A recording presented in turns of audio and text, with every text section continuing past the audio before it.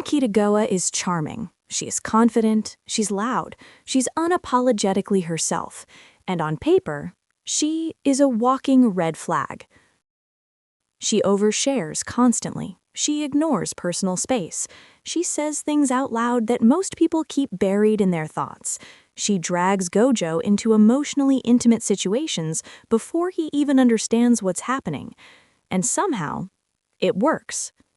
In most romance anime, a character like Marin would be labeled reckless, too much, too fast, too forward. But My Dress-Up Darling flips that expectation, because Marin's red flags aren't toxic, they're disruptive. Marin doesn't manipulate Gojo, she overwhelms him, and there's a difference. From the very beginning, Marin crashes into Gojo's life without warning. She doesn't ease into conversations. She doesn't test boundaries gently. She just enters with full volume, full honesty, and zero filter. To someone like Gojo, quiet, reserved, and emotionally guarded, this is terrifying. His entire worldview is built on restraint. Don't stand out. Don't speak too much. Don't be weird. Don't take up space. And Marin violates all of that effortlessly. She laughs too loud, she talks too much, she gets excited about things people told her she shouldn't like, and worst of all, she invites Gojo into that freedom. This is where the red flag illusion begins. Marin feels dangerous because she represents exposure. She sees Gojo, not the version he presents to the world, but the version he hides. She asks questions that matter. She reacts with genuine curiosity. She treats his passion like something precious instead of embarrassing. And that is emotionally destabilizing. In real life, someone like Marin might be overwhelming, too intense, too fast, too personal.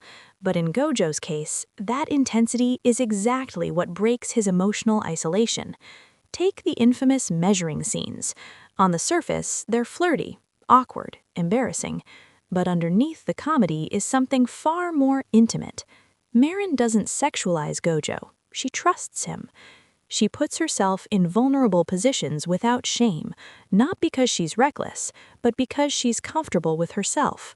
That confidence feels like a red flag only because we're used to insecurity being normalized.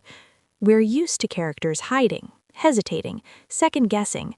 Marin doesn't. She doesn't play games, she doesn't pretend disinterest, she doesn't weaponize distance. And ironically, that honesty is what makes everything feel so intense. Gojo panics not because Marin is inappropriate, he panics because she treats intimacy as normal, and he's never been taught how to handle that. This is why Gojo loves Marin's red flags. They force him to confront parts of himself he's been suppressing, his desires, his curiosity, his need to be seen. Marin doesn't fix Gojo. She doesn't rescue him. She creates a space where he feels safe enough to exist honestly, and that's rare. The anime plays with the idea of red flags deliberately. Scenes feel spicy, moments feel loaded, silences feel heavy, but the foundation is mutual respect, consent, and emotional safety. Marin checks in, she listens, she apologizes when she messes up. Her boldness never overrides Gojo's comfort. It challenges him, but it never crushes him. That's why the red flag label falls apart, because true red flags harm. Marin heals, even when she's chaotic.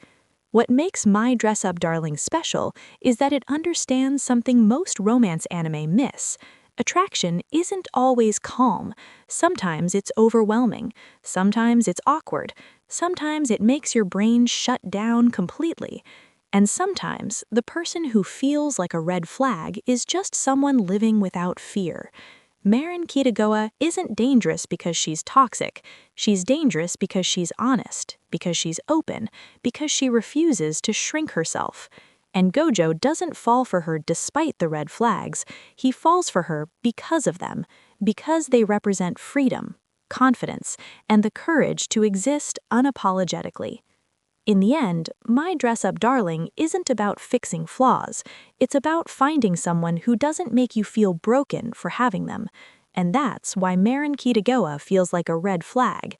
until you realize she's actually the greenest flag Gojo is ever seen.